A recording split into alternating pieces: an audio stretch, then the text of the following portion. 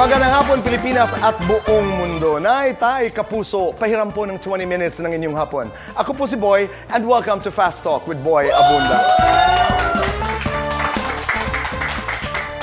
Parang 2,000 people in the audience. Maraming salamat. At kayo nakarating dito sa aming studio. Masaya po ang ating hapon dahil napakasaya po ng ating bisita. Nakakatawa po, mga kapuso, dahil on my way to the studio, tinawagan ko ang aking kaibigan, direktor na napakahusay, batikang direktor, Cesar Cosme. Sabi ko sa kanya, Cesar, paano ba ilalarawan ang aking bisita ngayong hapon? Sabi niya, mabilis yan, magaling yan, matalino. At alam mo, Boy, sabi niya, ang komedyante ngayon, hindi lang ngayon, ang komedyante talaga dapat may opinyon tungkol sa mga kaganapan sa mundo. And our guest has that. Nay, tay, kapuso, please welcome one of the best in the industry, Bubay! Yes naman! Grabe naman talaga yun. Todo na to. 555. Si Bubay po ito. Grabe, from Zambales with love. Woo! Yeah!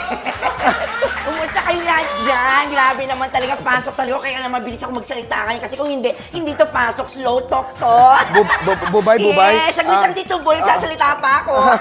So sorry. Yes! Kumusta? Bakit mo? Mag-uumpisa na tayo. Ay, sa inyo pala itong show na to. Sorry. Sorry, Tito Boy. Maraming salamat, Bubay. And thank you for having me, Tito Boy. Pasensya Welcome na po, to the program. Maraming salamat po sa pagkakataon na yun. Habang nagsasalita po kami, kinakabahan ako sa loob.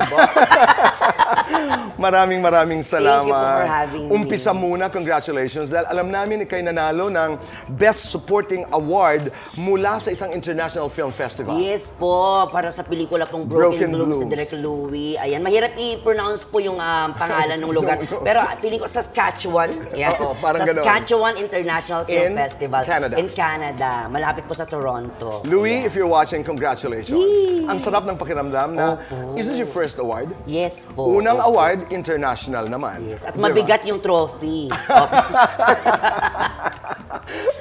Napakasaya. At kanina nga, nung kausap ko nga si Cesar, sabi nga ni Cesar, ang galing niyan. Napakabilis niyan. You know, when people praise you that way, Bubay, ano yung reaction mo? Ano po, paano ba? Paano na, reaction po, pinapasa Diyos ko palagi, dinadala ko sa taas, nagtithank you ako agad kay Lord na, nagtatanong pa ako, ba't niya binigay sa akin to ganyan, parang ganon. Pero nagpapasalamat ako kasi marami nakaka-appreciate nung ginagawa mo, ibig sabihin, kahit pa paano, yung feeling na effective yung ginagawa mo, kaya pinagpapatuloy ko pa talaga. Katulad na lamang nung ginawa mo kanina when we opened. That was your audition piece nung nagpadala ka ng, cassette? Correct. Tape? Yung CD? CD. Oo, naabutan, tanda ko na. Nag-audition, tayo mga kapuso, si Bubay dito sa GMA7, nagpadala ng CD at ang nakatanggap nga ay naghahanap sila Cesar Cosme noon ng mga bagong artista. At ikaw nga ay naging one of the 7 finalists. Kahapon, may nagsabi sa akin that you couldn't make it to the show dahil parang may nangyari yata sa'yo, health-wise. Ikwento mo nga at paano mo inaalagaan ang iyong kalusugan. Ito yung pagkakataon kapon na nagtitaping kami, tapos bigla ako na medyo naghang. Ayan, habang kami nag-shoot, syempre sa aming The Boob and Tekla show. Siguro dahil yun sa ilaw din, at the same time, medyo siguro konti pa yung tulog ko noon na maling-mali sa ginawa ko na dapat kailangan talaga bago ka, alam mo yun, pumunta sa isang trabaho, huwag ka munang kukuha ng ibang trabaho pa para kahit papaano, mailagay mo yung katawan mo dun sa parang maayos. Tama. Na isang nangyari, mali sa akin yung ganun. Pero, at the same time, sinabi naman sa akin ng doctor before na mangyari talaga after nung nangyari sa akin before na, di ba, na hospital ako, after daw nun, maaring maghang ako. The best thing that you have to do is to just keep it na, parang stop ka lang until hayaan mong bumalik sa dati, yung mga pag-ikot mo. Well, ang ginawa po namin, mga kapuso, ay may mga medics po tayo, may mga medical personnel po tayo ngayon dito sa studio para pangalagaan si Bubay. So sinasabi ng doktor na just remain still hanggang bumalik yun. Pero ano pang ginagawa mo, Bubay, para pangalagaan yung health mo after you had that stroke in 2016? 2016, Anong ginagawa mo para... at bakit mo ginagawa yung mga lagari dito, tapos gumagawa ka ng trabaho? Sabi kasi dahil kailangan magpahinga daw ako palagi, pero for me, parang yun yung pagkakataon ko palagi, kaya ako tumatanggap ng mga trabaho pa din. Parang yun pa rin the best way ko para alam mo yun, magpahinga. Yun yung way ko na Talaga? pagpapahinga, yung magpa-perform sa mga tao, sa comedy bar, o kaya tumanggap ng mga gigs, o kaya mga ganitong klase ng mga pagsabi ng, alam mo yun, pagsama sa mga tao, kaya papakatawa, ganun. But that's your way of, but you have to take good care of yourself. Naiintindihan ko rin yung happy place mo ito, pag nagpe-perform ka, para kang nagpapahinga, dahil yun talaga ang safe place, ika nga ng marami sa atin. But again, you have to take good care of yourself. Bubay, may kwento lang ako sa inyo ng konti. Dahil kanina, sasabihin ko sana na, una, alam niyo po mga kapuso, napakaganda ng balita, dahil mula po sa New York Film and Television Festivals. Nanalo po ang ilang mga palabas dito sa GMA7. Una na po yung Maria Clara at Ibarra, nagwagi ng bronze. Wow! Yes, at ito po ang kauna-unahang Philippine soap na nanalo. Pati na rin po ang kapuso mo, Jessica Soho, nanalo rin po ng gold. At ang The Atom Arroyo Specials. Gold din po ang napanalunan. So congratulations at mabuhay po ang mga programang ito, mabuhay po ang GMA7, mabuhay po ang Pilipinas. Di ba? Napakagandang balita. Katulad ng pagkapanalo mo sa Canada. Salamat po talaga sa mga sumuport at nagbigay sa amin syempre ng madaming mga syempre kagaya ng award sa amin syempre dun sa aming ginawang movie syempre na syempre sino nag-direct niyan, Direk Louie Ignacio, maraming salamat. Oh, pero Bubay, babalikan ko lamang yung halimbawa wala kang tulog tapos tumatanggap ka ng trabaho. Why are you working so hard? I don't know, hindi ko rin po alam po, Tito Boy, pero siguro dahil dyan sa maliban doon sa kaligayahan, I mean, are you saving for something? Ano yun? At some point, I'm saving para sa akin. Alright. At the same time, though nabigay ko na yung mga dapat kong gawin para sa akin, sa tatay, sa family ko, nabigyan ko na sila ng bahay, ng kanilang sasakyan. Ako naman, ngayon, kakakuha ko lang ng aking bagong tirahan dito sa San Juan. And then, till now, kailangan parang, sabi ko kailangan ko pa rin mag-ipon kasi hanggat mayroong nagbibigay silang pagkakataon na makapag-ipon, you go for it. Yes, kunin ko yan kasi baka the next time, baka mawala na yon, di ba? Ayun na yung mindset mo na parang pag hindi ko kinuha, baka wala na bukas, baka diba? wala na bukas.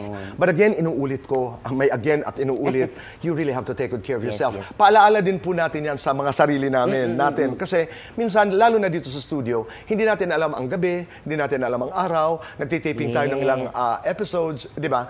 At nais ko lamang magpasalamat sa inyo ni Tekla because every time, napapanood ko kayo dahil before Cayetano in Action with Boy Abunda, meron kaming show. Magkasunod tayo. So, maraming salamat sa suporta na inyong, ika nga sa push na inyong ginagawa. That's every Sunday po, mga kapuso. That's 11:30 in the evening, right after the Bubay and Tekla show. I want to talk about friendship. Pinapanood ko kayo ni Tekla. Ang saya-sayang panoorin. Pero Bubay, may mga pagkakataon na hindi ko alam kung nagkakapikunan na kayo. Sa totoong taping ba? Biruan lang? Or dumating na ba dun sa point na nagkapikunan? Siguro may before, nung kakasimula pa lang nung show, kasi alam naman natin sila talaga ni Donita, pero kami pinagsama dito sa GMA. Parang sa una pa na nagbabasahan pa lang kami, nagpapakiramdaman kung paano nga ba yung way namin talaga ng suportahan. Until nagawa namin yan along the way, after mga 3 months siguro, ganyan, na nabasa namin sa isa yung way ng way niya ng pagbibigay ng kanyang mga punchline. At the same time, ako naman yung support ako sa kanya. Until siya din nakagawa na rin sa akin. Siguro kung may pinag-awayan kami, siguro dun sa dressing room na namin, yung isa kong maalala na pinag-awayan namin. Ay tungkol sa trabaho? Yes, yung lagi siyang walang shaver, ako nagpapahiram sa kanya palagi. So, yun. Yun ang hindi mo malilimutan. Sabi ko, nag-shave ako, tapos gagamitin mo rin sa ulo mo. So, ayun, ganyan. Pero, alam mo yun, nagpahiram ko sa kanya. Ibig sabihin, friends na kami noon, di ba? Way of friendship na yun. Bubay, halimbawa kung may iaapila ka sa mga santo sa langit. Sa mga santo? Ano ang nais mong sabihin sa kanila? Naisip ko lamang dahil umaapila tayo madalas, no? Yes. Anong nais mong sabihin sa kanila? Siguro kay St. Peter ako mag-aapila. Kasi actually, nung pagkapanganak ko na 1986, ang totoong pangalan ko dapat ay Peter. Pero nagkasakit ako that time, kaya pinalitan na ng Norman. Pero ang palayaw ko talaga pag sa Zambales ay Pedro. Yes. So, kakausapin ko si Peter. At ang sasabihin mo, sige nga, 1, 2, 3, go. Peter, kung may chance pa ulit, sana pabalikin mo si mama ko dito. Kasi gusto ko, kaya ako nag-artista din ganyan, sumama, ginawa to, palagi nagpa-perform kasi yun yung pangako ko din sa kanya na sana pag naging artista ako, isa kasi talagang gusto ko nandito at makikita mo yung pagpapakatawa ko at pagpapasaya sa mga tao. So, St. Peter, diyan ka ba? Wala do. Sige, okay. So kung hindi pwede, di ako na lang pupunta dyan soon. Ready na ako anytime. God's time. In diba? God's good time. Lahat naman tayo. Lahat lang tayo dumadaan dito sa mundong ito. So, kanina, nandun ka na sa, nagtatrabaho ka, you're trying to save, you are stable. Pero emotionally, Bubay, how stable are you? Alam mo ang pinupuntos ko, no? Dahil I know you just ended an 8-year relationship. Yes. In the briefest way you can, ano ba ang kwento? Dahil alam ko, inilaban mo to. Opo. Tinry ko pa rin siyang ilaban talaga kasi nga after namin mag-break nung tuloy ako. Nawala na ako sa Nung umuwi siya this year nga po, itong March lang, tinry ko pa rin pumunta kami ng Palawan. Kasi sinasabi na para daw makapag-break na sa kanya. Pero yung talagang point kaya ako nagpunta doon para sana baka ma-realize na niya na pwede pa din. Kasi meron kami pangako sa isa't isa before. Kaya siya pumunta ng Australia na pag siya, na doon, may trabaho na, stable na, nakapwesto na. Yes, okay. at taga doon na, pwede na siyang pumunta and anytime na gusto niya, susunod ako doon at doon na kami together. So, siguro umuasa kasi ako doon na baka matupad, pero hindi nga nangyari. But, ayun nga, sabi ko, kung hindi man talaga pwedeng magkabalikan, at least may masave kami kahit friends lang kami, ganyan. Kasi sayang naman, di ba? Are you friends today? We are friends today, okay naman kami. At saka kung meron kang pinaka-importanteng leksyon na natutunan doon sa karanasan na yun, Bubay, ano yun? To accept the fact that nothing's permanent. Na hanggat andyan, ibigay mo yung best mo para kahit papaano, di ba? Hindi kanya alam mo, makalimutan, di ba? At hindi mo pagsisisihan. Yes. Dahil ibinigay mo ang best mo. Na I did my part, di ba? As a partner, ganyan. At the same time, both, sa family niya, sa family ko, kilala ko. So, friends ko sa kanila. So, hindi pwede kasi na parang, naitapo mo na lang bigla-bigla ng ganun. Tama, so, oo. Pagkatapos ng pagkikita na yon, bumalik siya ng Australia. Yes. Paano kayo? How often are you in touch? Ang hirap kasi ng, hindi lamang relasyon, but even LDR friendships. LDF, oo. Mahirap. Are you in touch regularly every month? I mean, etc. Kaya mo bang malaman na may partner na siya? Halimbawa, kung meron na. Meron na? Opo, niya na sa akin na 2 beses na siya nagkaroon ng partner doon. Okay. Ganyan. And he wants to, muna, be single. Sabi ko, go again. Sabi ko, siguro I'm maturity na rin sa akin yun na matanggap sa kanya na ganun nga, pwede nga siguro tanggapin na wala na kami. Kasi kung magiging kami ulit, malamang, magiging problema na naman yung distance namin together. Pero Bubay, who knows? I mean, hindi natin alam kung ano ang magaganap sa mga susunod na kabanata, di ba? Pag-usapan natin ang karera. Katulad ng sinasabi ko kanina, kami ni Cesar Cosme, usap kami, and he was saying, you're one of the best. You're one of the best. Mabilis, matalino, may opinion tungkol sa mundo. Ano ang iyong reaksyon pag sinasabi ng tao na, Bubay, you could be a bigger superstar. You could be this, How do you react to comments like this? Siyempre, overwhelming sa part ko yun, yung pagkakataon na gano'n, maririnig ko, may masasabi ako, may mag-message sa akin na ganito dapat, ganito ka, pwede kang sumikat ng ganito. Pero yung pagkakataon kasi na eto may binigay sa yung chance na magkaroon ng your own show with Tekla, ganyan. At the same time, makapag-guest ka sa inyo po dito, Tito Boy. At syempre, patuloy na makita pa rin sa TV, ganyan. For me, contentment is the key, di ba, Kuya Tito Boy? Hindi ko in-expect na maging, sikat na sikat, ganyan. As long as andyan ka, patuloy ka nagpapasaya sa mga tao, okay na po ako doon. Kasi pag may contentment, you have enough. I think, feeling ko po yun yung di ba? Kaya nauunawaan ko yun. Kasi dito sa ating industriya, parang laging may kulang. Yes, di ba? Ikaw, what I'm learning from you is that I'm grateful with what I have. Yes. Oo, I'm grateful with what I have. Kaya dinadala ka doon lagi sa what is the next job. Opo. Ang galing. How do you develop your materials? Ikaw ba? Ikaw ang sariling nagsusulat, nag-iisip ng yung comedic materials? How do I, siguro po nag-a-adjust ako sa kung anong, alimbawa, iba. Audience. Yes, audience. Halimbawa, kung ang ko ay sa live audience, ng comedy bars, iba din yung way ko ng pagpapatawa at iba din pag nasa TV ako. May dalawang part yan. Okay. Ano ang pinaka hindi mo malilimutang performance sa live audience? Sa live audience siguro yung may mga guest kami from ibang bansa, ganyan na kinakausap namin ganyan. Tapos sinabi niya, you have to speak in English, ganyan-ganyan. So, kailangan ko rin magtanong ng English. So, nagulat siya kasi nakapag-English din ako. Where you're from? Ganyan. I'm from, ganito, from Toronto. Oh, yes, Toronto. Yes, the banana capital of the Philippines. Yes, Toronto. Ganyan, mga eksena kong ganyan.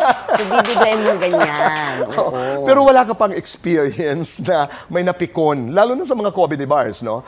Meron naman po, may mga ganun na, oo. Anong ginawa? Yes, yung may tinatanong ako taga-US naman, what's your name? Why do you have to ask my name? Ganyan. Allah! Sabi ko na talaga, because I am about to introduce my name. My name is Norman Balbuena Jr. Gumanon ako. Okay. Oh, I see, we have the same name. Parehas pala kami ng pangalan, Norman. Norman. Ganyan. So yun, doon kami nagkaroon, hinahanap ko kung paano ko siya titirahin. I mean, titirahin in a way na, kung paano ko siya, di ba? May mga ganun kasi, minsan nakasimangot sila, paano ko siya patatawanin. So, hanap ka ng iba't ibang way, parang plan A, plan B, plan C, plan D. Parang ganun. That's the most challenging, di ba? Yung kikilatisin mo yung audience mo. What kind of audience? Right, okay. Ay, maraming salamat, Bubay. Pero tapusin nga natin ito dahil maganda naman ito sa Q&A. Yes, Dinig ko rin, kina RD, kina Cesar, napakahusay mo sa... Naku, kinabahan tuloy ako. Huwag kang kakabahan, madadali lang ito. Sige po, Tito Boy. Dito. And let's start with, okay, what is the essence? Hindi, mas madali na lang. Okay, what makes you blush? What makes me blush whenever I go to the toilet and I'm having something in my back? And you blush. It makes me blush, you know what I mean? Yeah, something like that. What is beauty? What is beauty? I think it's in the eye of the ugly, yes. Yes. If you're ugly, you find that one beauty. When is it okay not to be okay? When is it okay not to be okay? Actually, I don't know how to answer that question, but I think it's okay not to be okay when you are contented with what's happening in your life right now. Okay. So, no matter how much you feel like you're not being okay, you should be okay if you're contented. Basta. Oo. Yun. Oo. Yes. One thing that you can do to change the world. To change the world, I think the best thing that I can do to change the world is to just, support the Republic Act 9003. Yes. The Waste Act, yes. Yes. Just to support the, nabubulok sa di nabubulok. Yes. I think that's a simple way. Right, diba? Very simple. Of course. Yes. Oo. You know how to, throw garbages. Bubay. Yeah. Mabuhay Tama ka. ba? Maraming salamat. Ito boy, maraming salamat sa pagkakataon. Thank you talaga. Maraming salamat. Grabe. Sit down. Maraming salamat po talaga. Isang malaking kasiyahan na nakasama kita ngayong araw My na ito. pleasure. Thank you. Nay, Tay, Kapuso. Maraming salamat po sa inyong pagpapatuloy ho sa amin, sa inyong mga tahanan. Suportahan po natin si Bubay sa lahat ng kanyang mga ginagawa. And be healthy, promise. Yes po, yes. Okay? Stay kind or be kind. Make your nanay and tatay proud. #say thank you. Usap tayo muli. Goodbye for now and God bless.